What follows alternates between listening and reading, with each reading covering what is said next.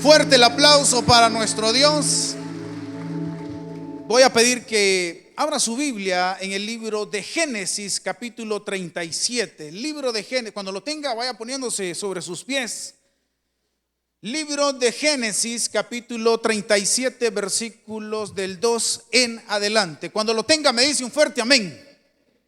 Todavía no lo han hallado. Génesis, el primer libro de su Biblia, mis amados hermanos. Capítulo 37, dice la palabra del Señor. Esta es la historia de la familia de Jacob. José, siendo de edad de ¿cuánto, hermanos? 17 años. Mira el versículo 3. Y amaba a Israel. Jacob es el mismo Israel, hermano. Ya le voy a ampliar sobre eso. Y amaba a Israel a José más que a todos sus hijos, porque lo había tenido en su vejez. Y le hizo una túnica de diversos colores. Y viendo sus hermanos que su padre lo amaba más que todos sus hermanos, le aborrecían y no podían hablarle pacíficamente. Y mire lo que le pasó a José. ¿De cuántos años dijimos? 17. Y téngame esa edad. Y soñó José un sueño y lo contó a sus hermanos, y ellos llegaron a aborrecerle más todavía. Y él les dijo: oíd ahora ahora este sueño que he soñado. Mire el sueño de José. He aquí que atábamos manojos en medio del campo. Y he aquí que mi manojo se levantaba y estaba derecho, y que vuestros manojos estaban alrededor y se inclinaban al mío. Versículo 8. Le respondieron sus queridos hermanos: ¿reinarás tú sobre nosotros o señorearás sobre nosotros? ¿Y qué dice? Y le aborrecieron aún más a causa de su sueño. Bendito Dios, ayúdanos. Danos esa iluminación que nosotros necesitamos para comprender tu palabra, Dios. Que sea tu Espíritu Santo hablando y no este siervo, Padre Santo. Todo esto te lo pedimos en el nombre de Jesús, tu Hijo amado. Amén y amén. Puede tomar su asiento. Ok, mire. Después de ese sueño, José tiene otro sueño. Y era similar. El objetivo de los sueños era de que sus hermanos y su padre se iban a inclinar ante él. ¿Sí? Amén. Sus hermanos ya odiaban a José. Ahora, ahí da una razón por la que su padre Jacob o Israel lo amaba. ¿Sí? Lo había tenido en su vejez. ¿Sí? Ya casi que era su nieto, ¿verdad? Porque Jacob ya estaba bastante grande. Pero otra razón por la que Jacob o Israel amaba mucho a su hijo era porque lo había tenido con Raquel. Con Raquelita. ¿Se acuerda de esa historia? Jacob le dijo a su suegro: mire, le voy a trabajar por esa muchacha bonita que está ahí. Sí, le dijo 7 años. Y trabajó los 7 años, pero Raquelita era la menor, ¿se acuerda? Así que cuando ya iba a desposar a la hija, se dio cuenta que le dieron a la mayor, a Lea. Y hubo una discusión, pero al final trabajó otros 7 años. ¿Ya se sumaron cuánto? 14 años trabajando arduamente para obtener a una mujer que en este caso es Raquelita. Entonces, Raquel, a quien él tanto amaba, pues esa era la mamá de José. Entonces tenemos dos razones. Una, que la podemos leer textualmente, que es porque lo había tenido en su vejez. Y la segunda, porque la había tenido con la mujer que había trabajado 14 años. Y la escritura todavía nos dice que después de esos 14 años, de tanta felicidad que Jacob o Israel tenía, que le trabajó otros 7 años, que al final no lo concluyó porque hubo unos problemas ahí entre el suegro. Pero había trabajado. Entonces, José era el favorito de todos sus hermanos. En la cultura judía, el primogénito, hermano, era el más querido. El primogénito, que en este caso era Rubén, era el que tenía todos los lujos, tenía toda la bendición, era el que heredaba al padre. Sin embargo, aquí podemos ver todo lo contrario. Y por esa razón, sus hermanos odiaban a José. Y aparte le había regalado una túnica de colores, ¿se recuerda? Una túnica de colores en esa época era algo carísimo. Entonces, no se lo regaló a Rubén, no se lo regaló al primogénito, se lo regaló al menor de todos. Entonces, y aparte, eso sí le voy a ser bien sincero, Este Josecito era como que era medio chambroso. Bueno, no era chambroso, era ponededo, porque dice que le ponía el dedo a sus hermanos, porque sus hermanos no eran buena pieza. Amén. Entonces le ponía el dedo. Entonces, esas razones justificables para odiar a su hermano, pero era familia, hermanos. Entonces, en el relato que nosotros acabamos de leer, Dios le da 2 sueños a José. Y yo divido la vida yo divido la vida de José en 4 etapas. Y la primera etapa en la vida de José es esta, cuando Dios le da los sueños a él. ¿A quién le dio los sueños, hermano? A José. ¿A qué edad? 17 años. Ok. Esa etapa yo le he nombrado la etapa de la concepción en la vida de José. Cuando Dios le da los sueños a José, se los da a él. Pero él, en su emoción, porque Dios le había revelado, pues se lo contó a sus hermanos en buena fe. Soñé un sueño y ocurría esto, y les dijo que sus hermanos, ustedes me van a servir a mí. Esa fue la literalidad del sueño. Entonces sus hermanos ya lo odiaban por todo lo que era, por ser el más favorito, por ser el ponededo, y ahora les está diciendo: ustedes, hermanos mayores, me van a servir a mí. Entonces lo odiaban más. Y a mí me llama muchísimo la atención en el versículo donde dice de que no le podían, en el versículo 4 al final, y no podían hablarle pacíficamente. O sea, que estaban enojados con él, no podían hablarle tranquilamente y lo odiaban. Pero el sueño, como yo quiero repetirles, el sueño es para José. El sueño Dios se lo dio a él.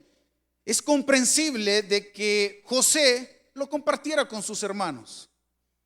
Después de la etapa de la concepción, cuando Dios le da el sueño a José, viene una etapa muy difícil para la vida de José, que es la etapa de la contradicción. Una etapa donde la vida de él no la entiende, porque sus propios hermanos, de tanto que lo odiaban, usted ya sabe qué es lo que querían hacerle, ¿verdad? Querían matarlo. Su propia familia, su propia sangre, sus propios hermanos querían matar a José. Uno lo puede esperar de alguien que no conoce, ¿verdad? O de un enemigo que uno tiene, hablando. Pero de su propia familia, este señor, este joven de 17 años, era lo menos que se podía esperar. De sus propios hermanos, de su propia familia.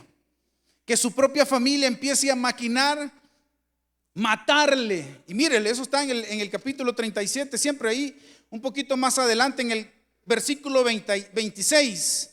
Porque viene su padre Jacob y lo manda a buscar a sus hermanos. Manda a José, le manda una encomienda a José. Cuando lo ven llegar de lejos, lo primero que quieren hacer sus hermanos: ahí viene este José, hoy nos podemos desquitar todo lo que nos ha hecho. Que lo único que había hecho mal en su vida es ser el favorito de su padre. Y maquinan matarle, pero mire lo que dice el versículo 26 del mismo capítulo 37. Entonces Judá dijo a sus hermanos: ¿qué provecho hay que lo matemos a nuestro hermano y encubramos su muerte? Mire el versículo 27. Venid, mire lo que maquinaron, y vendámosle a los ismaelitas, y no sea nuestra mano sobre él. Ok, va. Como que dijeron: no, hombre, no lo matemos, mejor vendámoslo, así nos deshacemos de él. Y dice que iba pasando una caravana de ismaelitas que iban rumbo a Egipto. Entonces sus hermanos lo vendieron a su propia sangre a una caravana que iba con rumbo a Egipto. Lo vendieron como esclavo. Ustedes se pueden imaginar que su propia familia, mire, aquí llegan, le voy a ser bien sincero, aquí llegan muchísimas consejerías y uno se sorprende porque miren, me están haciendo, me están demandando, me hicieron esto, me sacaron de mi casa. ¿Y quién la sacó? Mis padres, mis hijos. Ellos fueron los que me sacaron, mi propia familia. Se puede imaginar su propia familia vendiendo a este señor para que se fuera como esclavo. No lo podía entender, no lo comprendía. Se imagina amarrando a José, pagándole los ismaelitas a sus hermanos, y sus hermanos alegres porque al fin se deshicieron de su hermano menor. Y cuando llega a Egipto, aquí es donde empieza lo bueno, hermano. Porque empieza la tercera etapa en la vida de José, que se llama la preparación. Y esta etapa, usted y yo muchas veces no la entendemos. No la llegamos a comprender. Pensamos que Dios es injusto, pensamos de que Dios no nos escucha y sin embargo nos está preparando. Mire lo que dice, si me acompaña, en el capítulo 39 del libro de Génesis, ahí mismo. Mire, le explico lo que pasó antes de leer. José llega a la casa de Potifar, ¿sí? Llega a la casa como esclavo. ¿Qué hace un esclavo, hermanos? Quehaceres del hogar, limpieza, lavar, sacar los animales, qué sé yo, de todo. Pero fíjese que José, a pesar de que era un esclavo, llegó a ser como el jefe de los esclavos. Porque Potifar le dice, mira, le dice, de todo lo que está en esta casa puedes tocar, menos a mi mujer, le dijo. Esa sí no, le dijo. Pero como que la mujer estaba un poquito mal atendida por el esposo, ya le explico por qué. Entonces viene José y empieza a administrar, sirviendo, siendo esclavo, pasa a ser el jefe de los esclavos, el jefe de la casa. Ya ahora él daba órdenes, era esclavo, pero daba órdenes. Dios lo empezaba a bendecir, aún en esa circunstancia, Dios estaba con él. Pero pasó algo, por eso le decía, la mujercita como que estaba mal atendida, la esposa de Potifar, porque dice que en una de esas que aquel andaba supervisando, la señora como que le dijo, vení, sentate aquí un ratito, le dijo. Y no voy a entrar en detalles, hermanos, porque no quiero ser. Pero usted sabe lo que pasó. La señora quiso abusar del jovencito, José.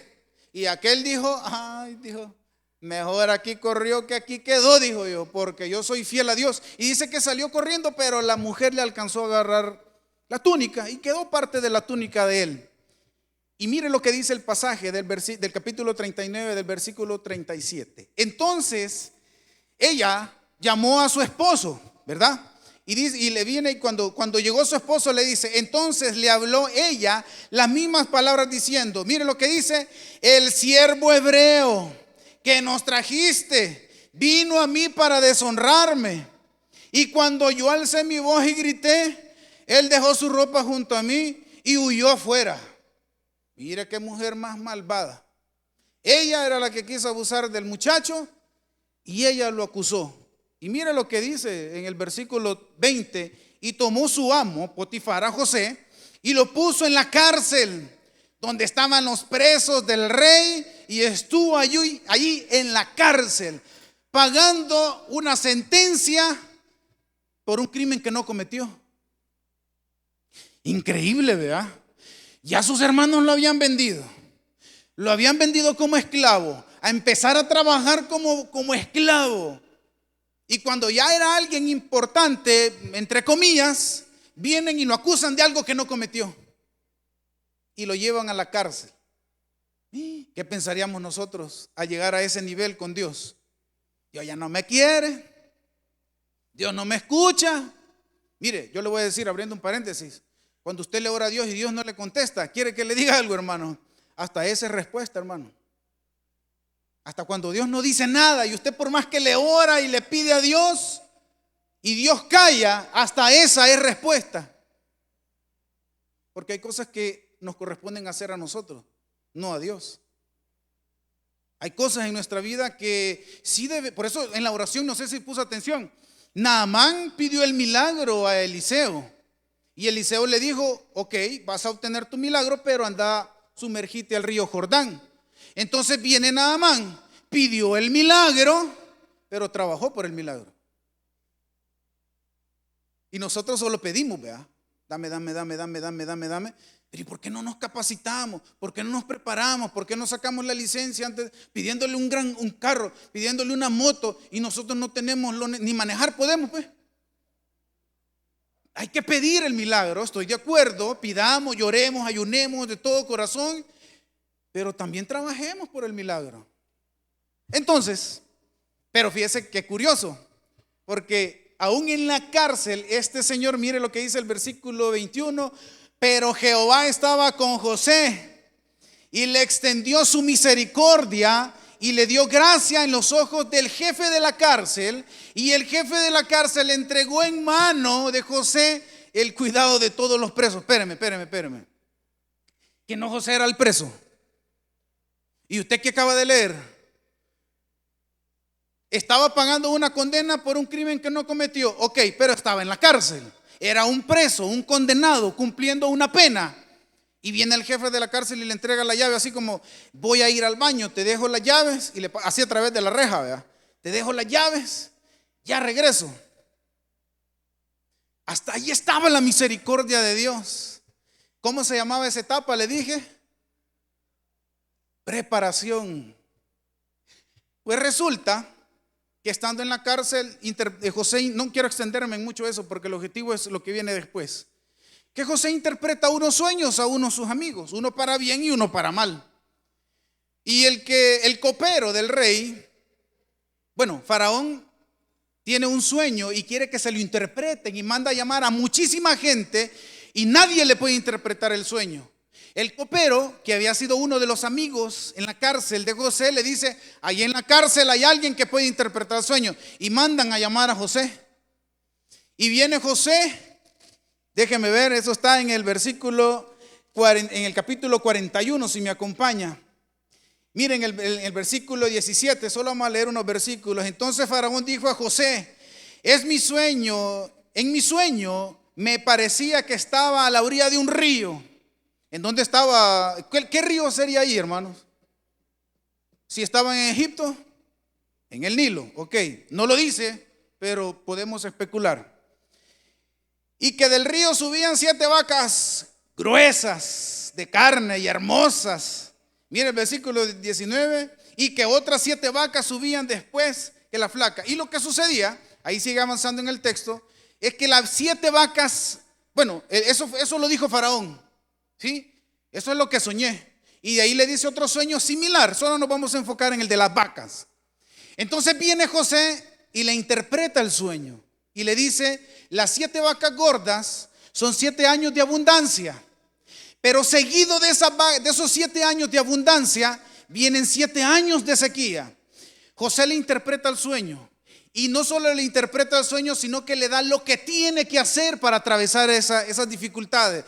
Y le dice: yo lo que te recomiendo, Faraón, es que hagas unos graneros enormes, grandísimos, los llenes de comida, de grano, para que cuando vengan esos 7 años de hambre, tú tengas comida suficiente para mantener a tu pueblo. Y no solo eso, cuando las naciones de alrededor también tengan hambre, puedan venir ante ti y puedan comercializar, y te vas a hacer más rico. Y no solo eso, yo creo que este José era del Taber, porque ahí más adelante, ahí usted lo puede leer, le dice: yo te aconsejo, le dice, mire cómo es José era vivo también, hermano. Yo te aconsejo que pongas a alguien para dirigir todo eso, le dijo. Ya estaba ofreciendo a él, pues. Efectivamente, lo que hizo el Faraón, y lo podemos ver en el versículo siempre del capítulo 41, en el versículo 39, mire lo que dice. Y dijo Faraón a José: pues ¿qué Dios te ha hecho saber todo esto? No hay entendido ni sabio como tú.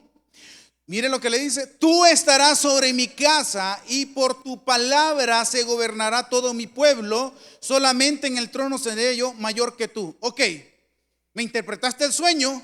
Tú vas a ser la segunda persona más importante después de mí. Tú vas a administrar todo lo que tú me dijiste, tú lo vas a administrar. ¿Se recuerda de los sueños? Pues esta etapa en la vida de José se llama la concepción. Pero ¿cuántos años tenía, dijimos? Ok, ahorita vamos. Mira el versículo 46. Y era José de edad de ¿cuánto? ¿Cuántos años pasaron desde cuando Dios le dio el sueño hasta cuando se cumplió el sueño? 13 benditos años, hermano. Y nosotros con una semana ya de orar por ese problema ya no aguantamos. Ya, Señor, llévame, ya no quiero. Y este señor pasó 13 años. Sus hermanos lo vendieron, sus hermanos lo odiaban, sus hermanos querían matarlo, lo vendieron, fue esclavo, pagó un crimen que no cometió, y después de 13 años Y se empieza a cumplir el sueño, porque el sueño no termina ahí. Porque sus hermanos, ¿se acuerda que qué le dijo? El hambre va a llegar a las naciones y esas naciones van a venir a comercializar. Y mire lo que dice el capítulo, ahí 42, versículo 5. Ojo, hermano, ¿se acuerda de los sueños, vea? Vinieron los hijos de Israel, o sea de Jacob, a comprar entre los que venían, porque había hambre en la tierra de Canaán. Lo que dijo José se cumplió. El hambre llegó a las naciones.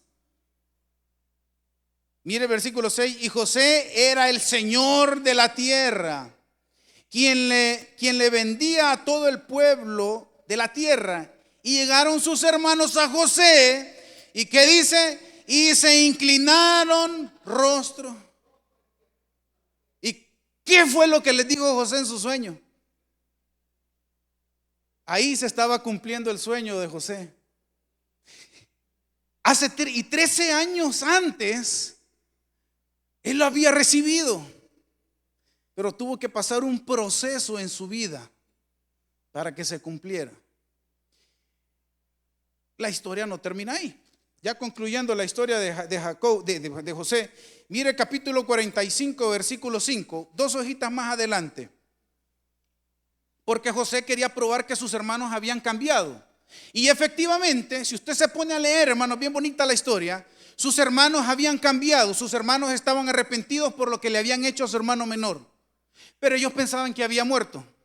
Pero miren lo que dice, y José les hace unas pruebas y al final les dice: yo soy José, al que ustedes vendieron. Y miren lo que les dice en el capítulo 45, versículo 5. Ahora pues, hablando José a sus hermanos, no os entristezcáis, ni os pese el haberme vendido acá. Ojo, hermano, mire, porque para preservación de vida me envió Dios delante de vosotros. Le hago una pregunta: si sus hermanos no lo hubieran vendido, ¿quién le hubiera interpretado el sueño al faraón?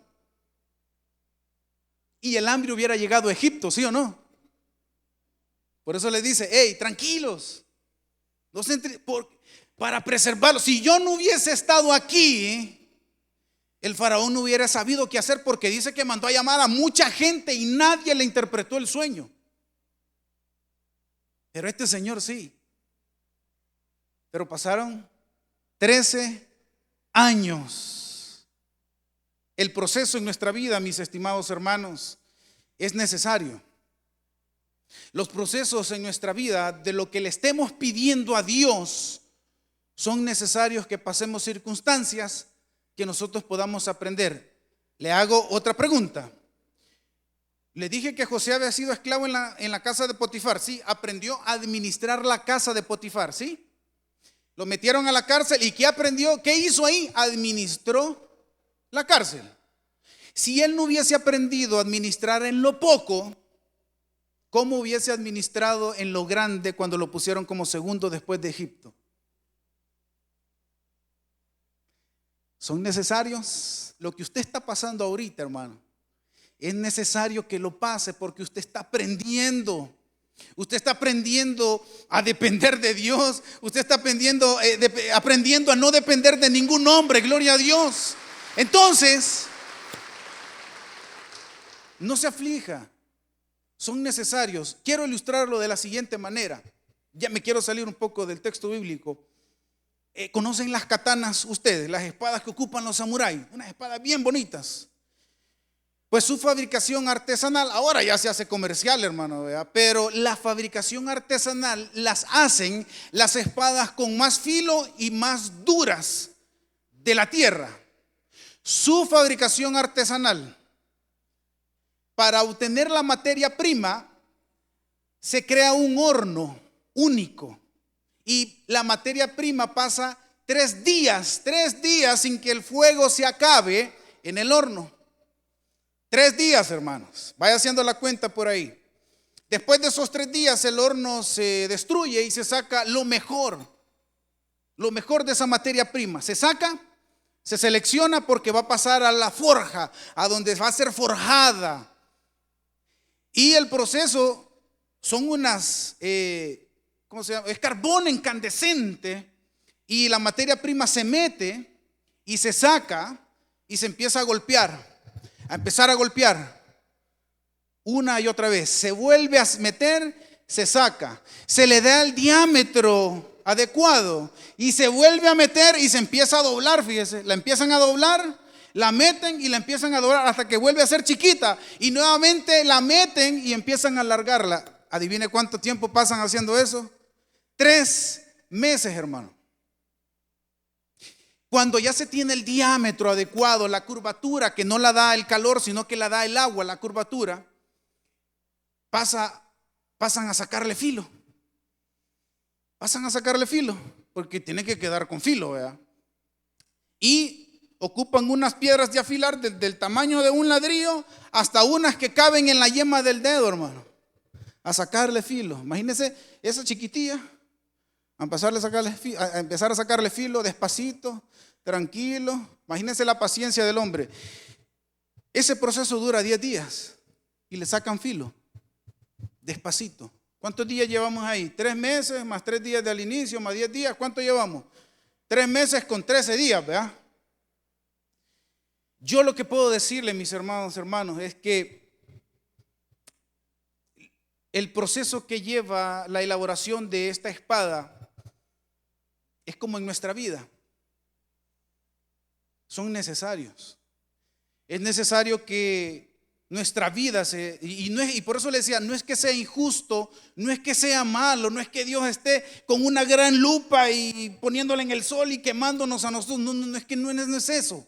Es que los procesos en nuestra vida son necesarios. Pasar por el fuego para hacernos un material para que nos saquen filo, mire, forjar nuestra vida, quitar lo que no sirve de nuestra vida y afilar nuestras convicciones. Los procesos en nuestra vida son necesarios. Si no pasáramos todo ese proceso, no tuviéramos el resultado como lo tuvo José. No tuviéramos el resultado como lo tuvo esa espada. Tuvo que pasar por el fuego, tuvo que ser metida en las brasas, tuvo que ser limado, quitado de nuestra vida eso que no sirve, hermano. Pero al final, José tuvo que esperar 13 años. Yo no sé cuánto usted va a esperar. Puede que sea totalmente mucho menos tiempo. Pero siempre tiene que haber ese proceso para que cuando su bendición llegue, mis estimados hermanos, usted pueda administrarla de la mejor manera. ¿Cómo Dios le va a dar algo que usted no va a poder administrar? ¿Cómo Dios le va a dar algo cuando en su corazón hay esos malos pensamientos, esos odios? Usted piensa mal, usted cada vez que le hacen algo malo, lo primero que piensa es devolvérselo. ¿Y cómo va a hacer Dios algo en su vida si no se quita eso?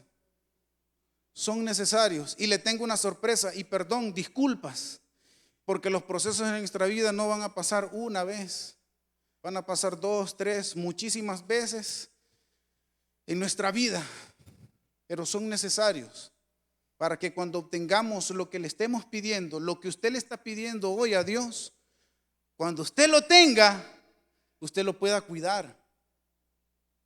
Usted lo pueda atesorar de la mejor manera. Y usted lo pueda cuidar y pueda dar ese testimonio. Porque lo que hizo José a mí me impresiona. Porque José llegó a ser el segundo, la persona más importante en Egipto. Pero él no se quedó con la bendición. Él le pudo haber dicho a Faraón: y mira, conservad solo la comida para vos. Pero no lo hizo. Sino que bendijo a muchísimas cosas, a personas más. Bendijo, a muchísimas personas más, incluyendo a su familia. Yo de todo corazón les digo, los procesos en nuestra vida son necesarios. Si usted le está pidiendo algo a Dios, confíe en Él.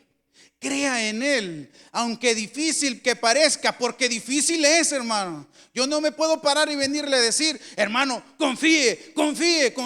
Yo he estado en sus zapatos, o quizás pueda que lo esté, que a veces es bien difícil. Y por eso le decía yo que a veces usted va a orar y Dios no le va a contestar. Pero hasta esa es respuesta.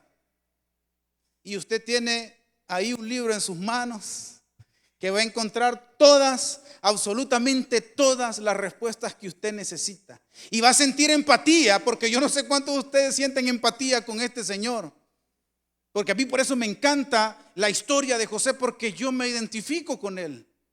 Porque todos pasamos diferentes dificultades en las que Dios nos regala un sueño, Dios nos regala una petición, le estamos pidiendo algo a Él y hay una etapa en nuestra contradicción, en nuestra vida, y Dios nos prepara en ese mismo proceso para que cuando ya el tiempo de Dios sea perfecto, ese milagro, eso que usted le está pidiendo, se pueda manifestar en su vida y esa bendición para usted sirva de bendición para los demás. ¿Por qué no le da un fuerte aplauso al Señor?